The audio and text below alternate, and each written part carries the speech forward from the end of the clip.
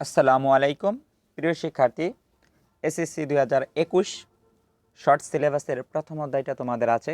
আর আজ প্রথম অধ্যায়ের আমাদের বই ভিত্তিক কোন কোন এমসিকিউ আছে সেই নিয়ে আমরা আলোচনা করব। প্রিয় শিক্ষার্থী, সম্পূর্ণ ভিডিওটি দেখার জন্য অনুরোধ রইল। আজকের আমাদের আলোচনা বিষয় ভৌত রাশি এবং পরিমাপ। প্রিয় শিক্ষার্থী, আজকের আমাদের আলোচনার বিষয় হলো টেক্সট বুক, অর্থাৎ আমাদের যে পাঠ্য বই আছে পাঠ্য বইয়ের কী কী এমসিকিউ আসতে পারে আমাদের এসএসসি 2021 সালে, সেই বিষয়ে আমরা দেখব। চলো বন্ধু, ভিডিওটি শুরু করা যাক।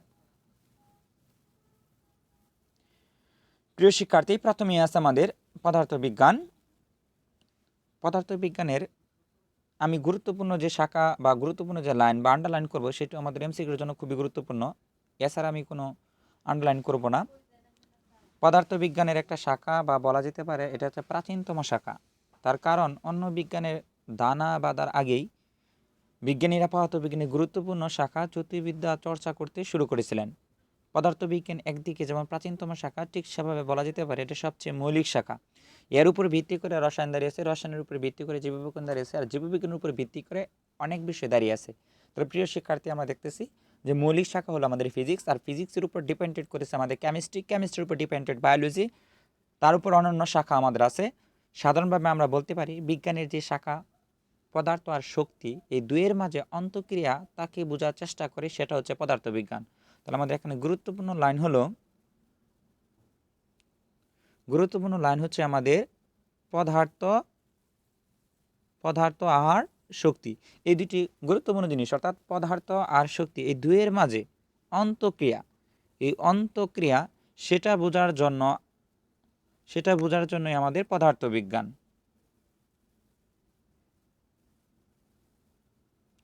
তোমরা নিশ্চয়ই অনুমান করতে পেরেছ এখানে পদার্থ বলতে শুধু আমাদের চারপাশে দৃশ্যমান পদার্থ নয়, পদার্থ যা দিয়ে গঠিত হয়েছে, অর্থাৎ অণু, পরমাণু শুরু করে electron, proton, neutron, quark, string পর্যন্ত হতে পারে। তাহলে আমাদের কি কি হতে পারে? ইলেকট্রন, তারপর আছে প্রোটন, নিউট্রন অ্যান্ড কোয়ার্ক বা স্ট্রিং। কোয়ার্ক বা স্ট্রিং, অর্থাৎ কোয়ার্কের অপর নাম কি? তাহলে স্ট্রিং। আবার শক্তি বলতে আমরা পরিচিত স্মৃতিশক্তি, গতিশক্তি বা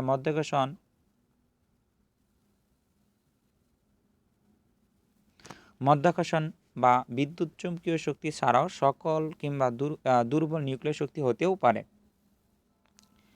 পদার্থবিজ্ঞানের পরিসর, তাহলে পদার্থবিজ্ঞানে কি কি পরিসর আছে সেই বিষয়ে আমরা একটু দেখব।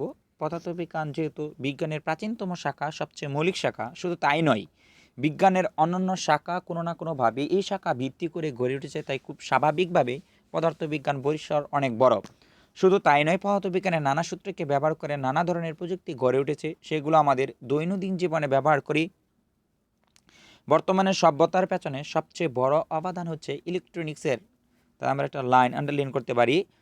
লাইনটা হলো আমাদের যে বর্তমান সভ্যতার পেছনে সবচেয়ে বড় অবদান হলো আমাদের ইলেকট্রনিক্স। এই প্রযুক্তি গড়ে ওঠার পেছনে সবচেয়ে বড় উপাদান পদার্থবিজ্ঞানের। দৈনন্দিন জীবনযাত্রা দ্বারা যুদ্ধের তাণ্ডলীলা থেকে শুরু করে মহাকাশ অভিযান, এরকম প্রতিটি ক্ষেত্রে পদার্থবিজ্ঞানের ব্যবহার রয়েছে।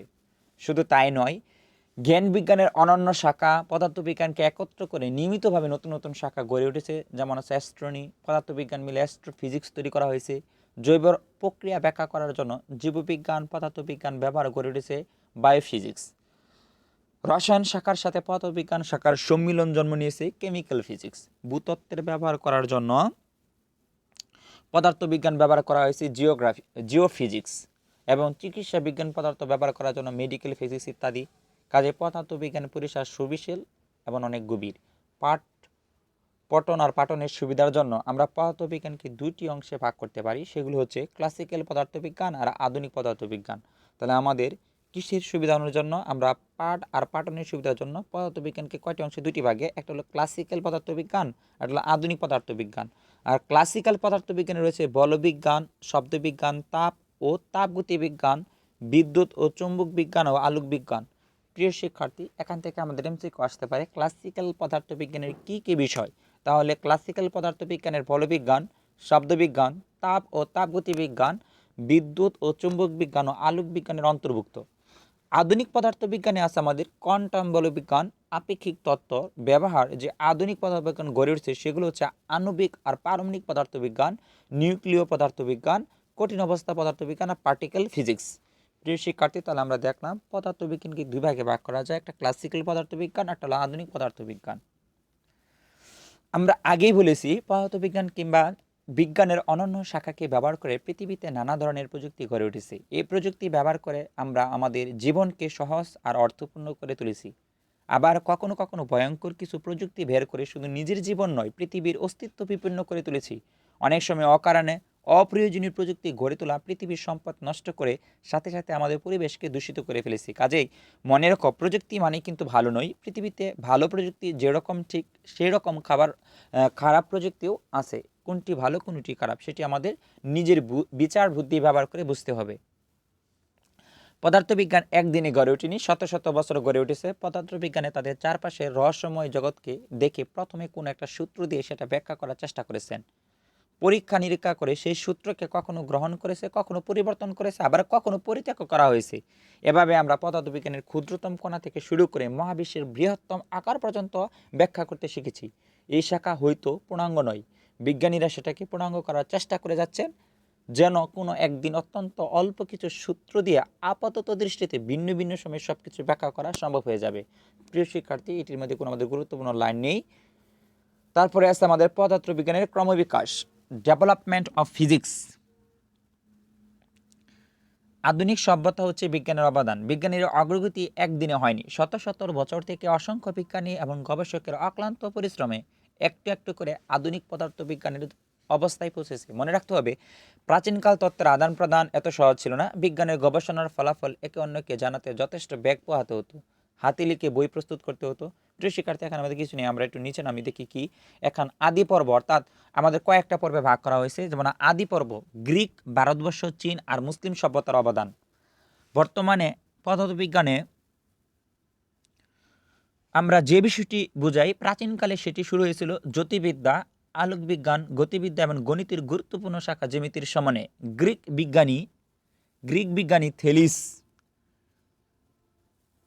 আলাদাভাবে উল্লেখ করা যেতে পারে, কারণ তিনি প্রথম কার্যকরণ ও যুক্তি ছাড়া শুধু ধর্ম অতীন্দ্র পৌরাণিক কাহিনীভিত্তিক ব্যাখ্যা গ্রহণ করতে অস্বীকার করেছিলেন। থেলিস সূর্য সম্পৃক্ত গ্রহণের মতবাদ দিয়েছিলেন। তাহলে প্রিয় শিক্ষার্থী, এটা আমাদের গুরুত্বপূর্ণ লাইন। থেলিস সূর্যগ্রহণের ভবিষ্যৎবাণী করেছিলেন। আর লুডস্টোন চুম্বক ধর্ম সম্পর্কে জানতেন। তাহলে আমরা এখানে দুইটি বিজ্ঞানীর নাম দেখলাম, থেলিস সূর্যগ্রহণ সম্পর্কিত ভবিষ্যৎবাণী আর লুডস্টোন চুম্বক ধর্ম সম্পর্কে জানতেন। সেই সময়ের গণিত বিজ্ঞানীর মাঝে পিথাগোরাস একটি স্মরণীয় নাম, অর্থাৎ ওই সময় আমাদের একটা স্যার ছিল পিথাগোরাস। প্রিয় শিক্ষার্থী, তোমরা পিথাগোরাসের উপপাদ্য জানো, অতিভুজ স্কয়ার সমান সমান লম্ব স্কয়ার প্লাস ভূমি স্কয়ার, যা সমকোণী ত্রিভুজের মধ্যে হয়ে থাকে। জ্যামিতি ছাড়াও কম্পমান তারের উপর মৌলিক কাজ ছিল।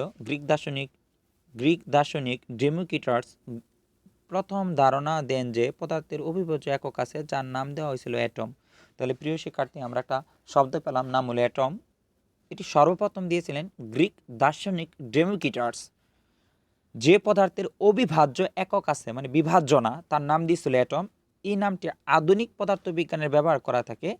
তবে বৈজ্ঞানিক প্রক্রিয়ায় তার ধারণাটি প্রমাণের কোনো সুযোগ ছিল না বলে সেটি সবার গ্রহণযোগ্য ছিল না।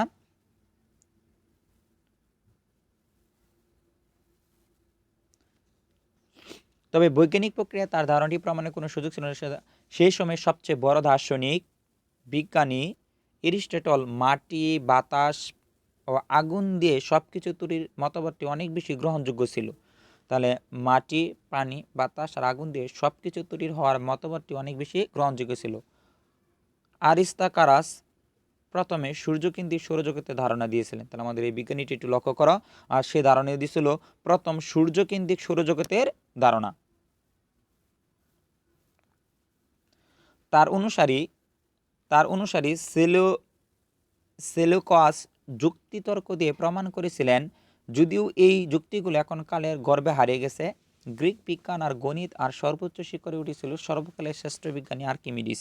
তাহলে আমাদের একটা বিজ্ঞানীর ঘটনা, অর্থাৎ আর্কিমিডিস। এই আর্কিমিডিসের যেমন একটা গল্প, অর্থাৎ তার সময় ধাতুর ভেজাল আবিষ্কার করা হয়। আর তরল পদার্থের ঊর্ধ্বমুখী বলের বিষয়টি এখনও বিজ্ঞান বইয়ের পঠনসূচিতে থাকে, অর্থাৎ তরলের ঊর্ধ্বমুখী বলকে বলা হয় প্লবতা, যা আমাদের পঞ্চম অধ্যায়ে ছিল, এখন আমাদের শর্ট সিলেবাস থাকার কারণে এটি আমাদের নেই। গুলীয় আয়নার সূর্যরশ্মিকে কেন্দ্রীভূত করে দূর থেকে শত্রুর যুদ্ধ সাহায্যে আগুন ধরে তিনি যুদ্ধ সহায়তা করেছিলেন। গ্রিক আমলের আরেকজন বিজ্ঞানী ছিলেন ইরাটোস্থেনিস, যিনি সঠিকভাবে পৃথিবীর ব্যাসার্ধ বের করেছিলেন। তাহলে আমাদের গুরুত্বপূর্ণ কয়েকটা বিজ্ঞানী পেলাম গ্রিক, যেমন শ্রেষ্ঠ বিজ্ঞানী হল আর্কিমিডিস, সে তরল পদার্থ ধাতুর ভেজাল এই বিষয়ে জানতো, এবং কি গুলীয় আয়নায় সূর্যরশ্মিকে কেন্দ্রীভূত করে শত্রুর যুদ্ধ জাহাজে আগুন ধরে দিতেন। আর আরেকজন বিজ্ঞানী পেলাম আমরা ইরাটোস্থেনিস, সে যিনি যে এই বিজ্ঞানী আমাদের সঠিকভাবে পৃথিবীর কী ছিল ব্যাসার্ধে কি পরিমাপ করেছিলেন। প্রিয় শিক্ষার্থী, দুইটি ছবি দেখতে পাচ্ছ, একটা হলো আর্কিমিডিসে, একটা হলো আল খোরাজিমি। আল খোরাজিমিকে বলা হয়, এই আল খোরাজিমিকে বলা হয় গণিতের জনক, যা তোমাদের ইসলাম বা ধর্ম বিষয় আছে পঞ্চম অধ্যায়ের। এরপর দেড় হাজার বছর জ্ঞান বিজ্ঞানের চর্চা বন্ধ হয়ে গেছিল। শুধু ভারতীয় মুসলিম বা চীনা দ্বারার সভ্যতা গ্রিক দ্বারার এই জ্ঞান চর্চাকে বাঁচিয়ে রেখেছিল। ভারতবর্ষের আর্যভট্ট, ব্রহ্মগুপ্ত এবং ভাস্কর গণিত জ্যোতির্বিদ্যার অনেক মূল্যবান কাজ করেছেন। শূন্যকে সত্যিকার অর্থে ব্যবহার করা বিষয়টি ভারতবর্ষের আর্যভট্ট করেছিল, অর্থাৎ শূন্য নিয়ে কাজ করেছিলেন আমাদের বিজ্ঞানী আর্যভট্ট। মুসলিম গণিতবিদ এবং বিজ্ঞানের ভেতর আল খোরাজমি, অর্থাৎ আল খোরাজমি যখন বললাম তার উল্লেখ করা যেতে পারে তার লেখা আল জাবির বই, বর্তমানে অ্যালজেব্রা নামটি এসেছে। ইবনে আল হায়ামকে আলো বিজ্ঞানের স্থপতি হিসেবে বিবেচনা করা হয়। এগুলো সব মুসলমান বিজ্ঞানী। তাহলে আমাদের এখানে ছিল যে আল জাবির বই কে লিখেছেন, তাহলে এটি লিখেছেন আল খোরাজিমি, বর্তমানের নাম হলো অ্যালজেব্রা। আর ইবনে আল হাইতেম, তিনি হলেন আলোক বিজ্ঞানের স্থপতি। আল মাসুদি প্রকৃতির ইতিহাস নিয়ে 30 খণ্ড,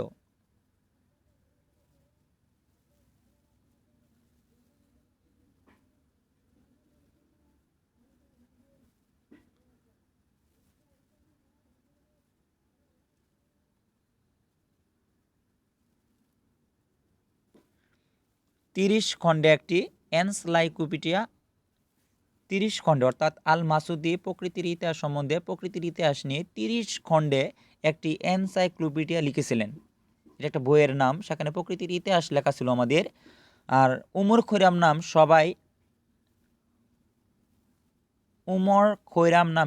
সবাই কবি হিসাবে জানে, কিন্তু তিনি ছিলেন উচ্চমাপের গণিতবিদ, জ্যোতির্বিদ ও দার্শনিক।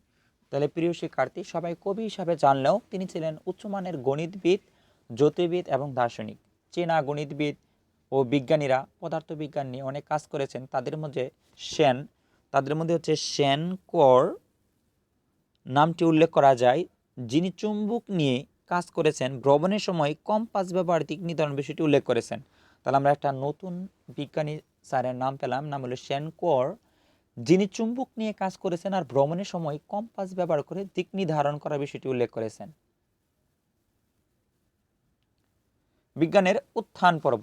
ষোড়শ আর সপ্তদশ শতাব্দীতে ইউরোপের পদার্থবিজ্ঞানের জগতে একটি বিস্ময়কর বিপ্লবে শুরু হয় ইউরোপের রেনেসাঁর যুগ। তাহলে রেনেসাঁর যুগ আমরা বলতে পারি যে ষোড়শ আর হলো সপ্তদশ যুগকে বলা হয় ইউরোপের রেনেসাঁর যুগ।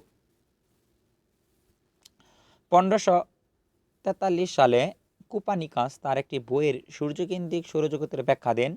বইয়ের প্রকাশক ধর্মযাজকের বইয়ে লিখেছিলেন যে এটি সত্যিকারের ব্যাখ্যা নয়, এটি শুধুমাত্র একটা গাণিতিক সমাধান মাত্র।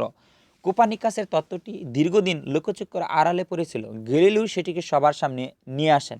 তাহলে কোপার্নিকাসের এই যে সূত্রটি, এটা সবার সামনে নিয়ে আসেন আমাদের গ্যালিলিও। প্রিয় শিক্ষার্থী, গ্যালিলিওকে আবার বলা হয় আধুনিক বিজ্ঞানের জনক। তার হাত ধরে আধুনিক বিজ্ঞানের জন্ম হয়েছে। তিনি গাণিতিক সূত্র দেওয়ার পর পরীক্ষা করে সেই সূত্রটি প্রমাণ করেন, বৈজ্ঞানিক ধারার সূচনা করেন। গ্যালিলিওকে অনেক সময় আধুনিক বিজ্ঞানের জনক বলা হয়। তাই প্রিয় শিক্ষার্থী, গ্যালিলিওকে বলা হয় আধুনিক বিজ্ঞানের কি জনক। তবে সূর্যকেন্দ্রিক সৌরজগতে প্রবক্তা হওয়ার কারণে তিনি চর্চার কোপানলে পড়েছিলেন। শেষ জীবনে তাকে গৃহবন্দী হয়ে কাটাতে হয়। তবে প্রিয় শিক্ষার্থী, কে গৃহবন্দী হয়, যেমন আছে গৃহবন্দী হয়ে কাটান, তাহলে আমাদের গ্যালিলিও। আর 1687 খ্রিস্টাব্দে বিজ্ঞানী নিউটন বলবিদ্যার 3টি মহাকর্ষ বলের সূত্র প্রকাশ করেন, যেটি বল আর গতিবিদ্যার ভিত্তি তৈরি করে দেয়। তাহলে 1687 সালে বিজ্ঞানী নিউটন বলবিদ্যার 3টি সূত্র আর মহাকর্ষ বলের সূত্র প্রকাশ করেন। আলোক বিজ্ঞান এবং অন্য কারো কাজের সাথে বিজ্ঞানী নিউটনের লিবনিজের সাথে গণিতের নতুন একটি শাখা ক্যালকুলাস কি করেন, আবিষ্কার করেন। তাহলে আমাদের দেখলাম যে বিজ্ঞানী নিউটন লিবনিজের সাথে গণিতের নতুন একটি শাখা আবিষ্কার করেন, সেই শাখাটার নাম হলো ক্যালকুলাস। তাহলে ক্যালকুলাস কার সাথে, লিবনিজ আর কি নিউটন, এই দুই বিজ্ঞানী আমাদের কি আবিষ্কার করেন।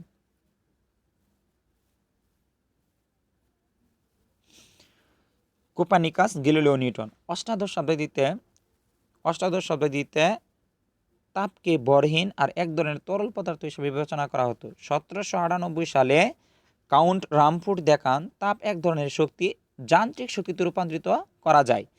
আরও বিজ্ঞানী গবেষণার ভিত্তি করে লর্ড কেলভিন 1850 সালে তাপ পদার্থ বিজ্ঞানের 2টি গুরুত্বপূর্ণ সূত্র দিয়েছিলেন।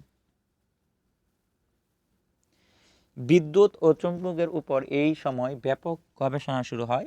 1778 সালে কুলম্বো বৈদ্যুতিক চার্জের বেতকার বলের সূত্র আবিষ্কার করেন। আর 18 সালে ভোল্টা বৈদ্যুতিক ব্যাটারি আবিষ্কার করার পর বিদ্যুৎ নিয়ে নানা ধরনের গবেষণা শুরু হয়।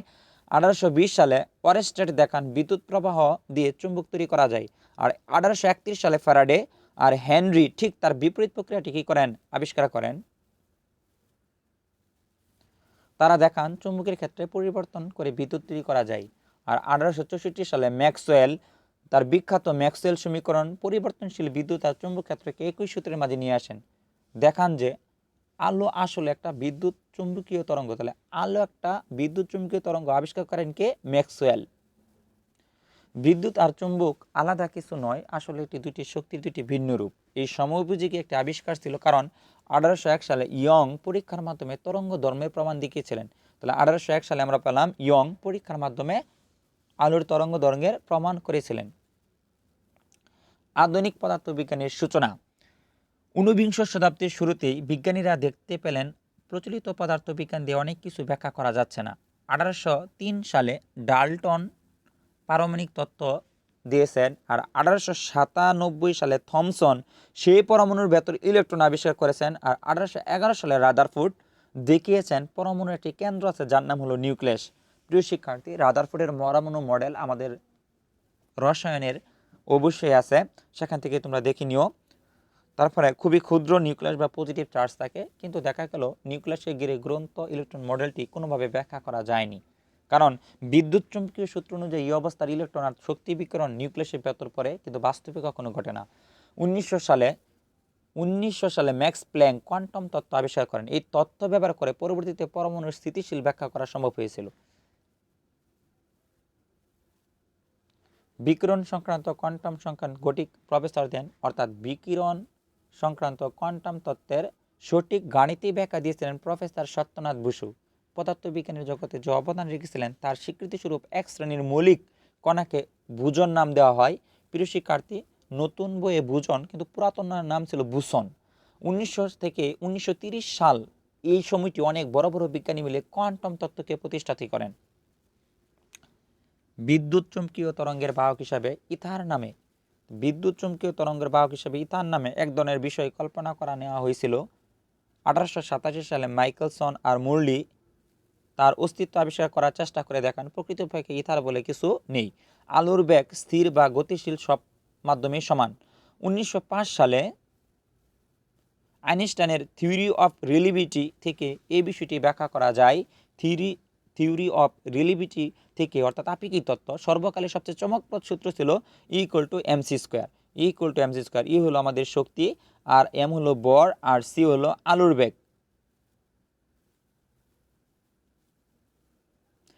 কোয়ান্টাম তত্ত্বের সাথে থিওরি অফ রিলেটিভিটি অর্থাৎ আপেক্ষিক তত্ত্ব ব্যবহার করে ডিরাক একজন বিজ্ঞানী 1931 সালে পদার্থের অস্তিত্ব ঘোষণা করেন, যেটি পরের বছরে আবিষ্কৃত হয়ে যায়। 1895 সালে রন্টজেন এক্স-রে আবিষ্কার করেন। আর 1896 সালে বেকেরেল দেখান যে পরমাণুর কেন্দ্র থেকে তেজস্ক্রিয় রশ্মি বিকিরণ হচ্ছে। তাহলে 1896 সালে প্রিয় শিক্ষার্থী আমরা জানি তেজস্ক্রিয় রশ্মির একক হলো ব্যাকরেল, কারণ সর্বপ্রথম এই তেজস্ক্রিয় জিনিসটা আবিষ্কার করেন আমাদের ব্যাকরেল স্যার 1896 সালে। আর আমরা জানি কোনো পারমাণবিক সংখ্যা 82-র চেয়ে বেশি ওই সব মৌলকে বলা হয় তেজস্ক্রিয় মৌল, আর তেজস্ক্রিয় মৌল থেকে আলফা ও বিটা গামা রশ্মি নির্গত হয়। 1899 সালে পিয়ারে আর পিয়ে করে রেডিয়াম আবিষ্কার করেন। বিজ্ঞানীরা বুঝতে পারেন পরমাণুগুলো আসলে অবিনশ্বর নয়, সেগুলো ভেঙে তেজস্ক্রিয় বিকিরণ হতে পারে। সাম্প্রতিক পদার্থবিজ্ঞান, ইলেকট্রনিক্স আর আধুনিক প্রযুক্তির আবিষ্কারের কারণে শক্তিশালী অ্যাক্সিলারেটর তৈরি করা সম্ভব হয়। অনেক বেশি শক্তি অ্যাক্সিলারেট করে নতুন নতুন কণা আবিষ্কৃত হতে থাকে। তাত্ত্বিক স্ট্যান্ডার্ড মডেল ব্যবহার করে এই কণাগুলো চমৎকারভাবে সুনিশ্চিত হওয়া সম্ভব। আপাতত দৃষ্টিতে অসংখ্য নতুন নতুন কণা হলেও অল্প কয়েকটি মৌলিক কণা দিয়ে সকল কণার গঠন ব্যাখ্যা করা সম্ভব। স্ট্যান্ডার্ড মডেল ব্যবহার করে এই কণাগুলো তাদের ভর ব্যাখ্যা করা সম্ভব নয় বলে হিগস বুজন নামে একজন নতুন কণার অস্তিত্ব ভবিষ্যৎবাণী করা হয়। 2013 সালে পরীক্ষাগারে হিগস বুজনকে শনাক্ত করে তাত্ত্বিক পদার্থের বিরাট সাফল্য হিসাবে ধরা দেয়। 1924 সালে হাবল দেখিয়েছেন বিশ্ব ব্রহ্মাণ্ডের সবগুলো গ্যালাক্সি একে অন্য থেকে দূরে সরে যাচ্ছে, যেটি প্রদর্শন করে বিশ্ব ব্রহ্মাণ্ড ধীরে ধীরে প্রসারিত হচ্ছে, যার অর্থ অতীতে একসময় পুরো বিশ্ব ব্রহ্ম এক জায়গায় ছিল। বিজ্ঞানীরা দেখেন প্রায় 14 বিলিয়ন বছর আগে বিগ ব্যাং নামে একটি প্রচণ্ড বিস্ফোরণে বিশ্ব ব্রহ্ম তৈরি হওয়ার যে প্রসারিত হতে থাকে, এতে অতি সাম্প্রতিক বিজ্ঞানী দেখেছেন এই প্রসারণ কখনো থেমে থাকে না। বিশ্ব ব্রহ্মাণ্ডের সব কিছু একটি থেকে অন্যটি দূরে সরে যাবে। পদার্থবিজ্ঞানী আরও দেখিয়েছেন তারা বিশ্বব্রহ্মাণ্ডের দৃশ্যমান ও গ্রহণকর্ত গ্যালাক্সির মাত্র 4% ব্যাখ্যা করতে পারেন। বাকি ব্যাখ্যা করতে গেলে রহস্যময় ডার্ক ম্যাটার বা ডার্ক এনার্জির ধারণা নিতে হয়, যার গঠন নিয়ে বিজ্ঞানীরা গবেষণা করে যাচ্ছেন। কঠিন পদার্থের বিজ্ঞান নিয়ে গবেষণা অর্ধপরিবাহী পদার্থের জন্ম নেয়, যেগুলো বর্তমানে ইলেকট্রনিক্স গড়ে উঠেছে, সেটি বর্তমান সভ্যতার ভিত্তিমূল। পদার্থবিজ্ঞানের উদ্দেশ্য তোমরা এর মাঝে জেনেছো, পদার্থবিজ্ঞান হচ্ছে বিজ্ঞানের সেই শাখা যে শাখা থেকে বলের উপস্থিতির সবচেয়ে বস্তুর অবস্থান পরিবর্তন ব্যাখ্যা করে। আর যে কোনো জ্ঞানের মতোই পদার্থবিজ্ঞানের মূল উদ্দেশ্য হচ্ছে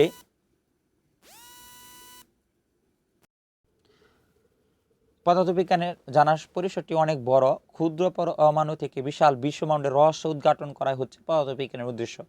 বোঝার সুবিধার জন্য আমরা পদার্থবিজ্ঞানের উদ্দেশ্যকে 3টি মূল ভাগে ভাগ করতে পারি। 1 নম্বর পয়েন্ট, প্রাকৃতিক রহস্য। তাহলে আমরা একটু লক্ষ্য করি যে পদার্থবিজ্ঞানের উদ্দেশ্যকে বোঝার জন্য 3টি মূল ভাগে ভাগ করা যেতে পারে। একটা হলো প্রাকৃতিক রহস্য উন্মোচন। প্রাচীনকালের চীন দেশে এক টুকরা লুট স্টোনকে অন্য একটা টুকরাকে অদৃশ্য একটা শক্তি দিয়ে আকর্ষণ করতে দেখা দিয়েছিল। বিশেষ এই ধরনের পদার্থের বিশেষ ধর্মটির নাম দেওয়া হয়েছিল চুম্বক তত্ত্ব। একইভাবে প্রাচীন গ্রীসে আম্বর নামের পদার্থকে পশম দিয়ে ঘষা হলে সেটি এই দুই পদার্থকে অদৃশ্য শক্তি দিয়ে আকর্ষণ করত। এই বিশেষ ধর্মের নাম দেওয়া হলো ইলেকট্রিসিটি বা বৈদ্যুতিক শক্তি। অষ্টাদশ শতাব্দীতে একটি ব্যাপক গবেষণা শুরু হয়। বিজ্ঞানীরা আবিষ্কার করেন বলে দুটি ভিন্ন রূপ। এই বলটির নাম দেওয়া হয় বিদ্যুৎ চুম্বকীয় বল। পরবর্তীতে তেজস্ক্রিয় আবিষ্কার হওয়ার পর বিটা রশ্মি নামে এটি বিকিরণ ব্যাখ্যা করার সময় দুর্বল নিউক্লিয় বল নামে নতুন এক ধরনের বল আবিষ্কৃত হয়। পদার্থবিজ্ঞানের পরে দেখলেন বিদ্যুৎ চুম্বকীয় বল এবং দুর্বল নিউক্লিয় বল একই বলের ভিন্ন ভিন্ন রূপ। তাদেরকে একত্রে সেই বলের নাম দেওয়া হয় ইলেকট্রোউইক ফোর্স। পদার্থবিজ্ঞানীরা ধারণা করেন প্রকৃতিতে মহাকর্ষ বল আর নিউক্লিয় বল নামে আরও দুটি বল রয়েছে, ভবিষ্যতে সেগুলো এই সূত্রের আওতায় আনা যাবে। পদার্থবিজ্ঞানে এভাবে একের পর এক প্রকৃতির রহস্য উন্মোচন করা হয়। একইভাবে বলা যায় একটি বস্তু তৈরি হয় অণুতে। আর প্রিয় শিক্ষার্থী, পরবর্তী দেখা যায় নিউট্রন, প্রোটন, কোয়ার্ক নামে অন্য ধরনের মৌলিক কণা দিয়ে তৈরি। ইলেকট্রন আর কোয়ার্ক স্ট্রিং দিয়ে তৈরি কিনা সে বর্তমানের গবেষণার বিষয়। প্রকৃতির নিয়মগুলো জানা এটি একটা স্টেপ, এখানে আমাদের নৈবিত্তিক খুবই কম। তারপরে আছে আমাদের প্রাকৃতিক নিয়ম ব্যবহার ও তার প্রযুক্তির বিকাশ। আইনস্টাইন তার থিওরি অফ আপেক্ষিক তত্ত্ব E=mc² সূত্রটি বের করে দেখেছিলেন বরকে শক্তিতে রূপান্তর করা যায়। বরকে কিসে রূপান্তর করা যায়? শক্তিতে রূপান্তর করা যায়। 1938 সালে O2 হান স্টেটমেন্ট নিউক্লিয়াসকে ভেঙে দেখান নিউক্লিয়াসের বর যেটুকু কমে দিয়েছে সে শক্তি ব্যবহার হয়েছে। এই সূত্র থেকে ব্যবহার করা নিউক্লিয়ার বোমা তৈরি করে দ্বিতীয় মহাযুদ্ধ হিরোশিমা আর নাগাসাকিতে ফেলা মুহূর্তের মাঝে লক্ষ লক্ষ মানুষ মারা সম্ভব হয়েছিল। শুধু মরণাস্ত্র সম্ভব নয়, এই শক্তি মানুষের কাজে লাগানো সম্ভব। এই সূত্র ব্যবহার করে নিউক্লিয়ার বৈদ্যুতিক কেন্দ্র তৈরি করা হয়। আমাদের রূপরে যেরকম সেটি নিউক্লিয়ার বিদ্যুৎ কেন্দ্র কী করা তৈরি করতে হতে যাচ্ছে। প্রিয় শিক্ষার্থী, এটি ছিল আমাদের বিজ্ঞানীদের কর্মসংস্থান বা একটা আধুনিক পদার্থবিজ্ঞান পাওয়ার জন্য প্রাচীনকাল থেকে শুরু করে আমাদের বিজ্ঞানী কি কি অবদান রয়েছে, আমাদের স্যার তারা কতটুকু বা কি কি জিনিস আবিষ্কার করেছে সেই বিষয়ে। যেহেতু প্রিয় শিক্ষার্থী, আমাদের ফিজিক্সের শর্ট সিলেবাসে প্রথম অধ্যায়, দ্বিতীয় অধ্যায়, চতুর্থ অধ্যায় এবং কি অষ্টম অধ্যায়, এই অধ্যায়গুলো আছে আমাদের। তাহলে এই যে অল্প কয়েকটি অধ্যায়ের মধ্যে অবশ্যই প্রথম অধ্যায় থেকে মিনিমাম আমাদের 4 থেকে 5টি এমসিকিউ আসবে প্রিয় শিক্ষার্থী। তাই আজকের প্রথম পার্ট হলো আমাদের টেক্সট বইয়ের কি কি গুরুত্বপূর্ণ লাইন আর কি কি গুরুত্বপূর্ণ জিনিস বিজ্ঞানীরা আবিষ্কার করলেন কত সালে সে বিষয়ে। প্রিয় শিক্ষার্থী, অবশ্যই দ্বিতীয় টিউটোরিয়ালে আমরা দেখব যে আমাদের ভৌত রাশি, আমাদের মৌলিক রাশি কয়টি, লব্ধি রাশি কয়টি, আমাদের মাত্রা কি, এ মাত্রা সমীকরণ কি, এবং কয়েকটি যন্ত্রপাতি নিয়ে আমরা অবশ্যই টিউটোরিয়াল দেখব। প্রিয় শিক্ষার্থী, রেগুলার এসএসসি শর্ট সিলেবাস নিয়ে পদার্থবিজ্ঞান, ম্যাথমেটিক্স এবং বায়োলজি, কেমিস্ট্রি এই চ্যানেলে ভিডিও আপলোড করা হবে। তাই প্রিয় শিক্ষার্থী, চ্যানেলটি সাবস্ক্রাইব করো, বেল বাটনটি অন করে রাখো। আসসালামু আলাইকুম।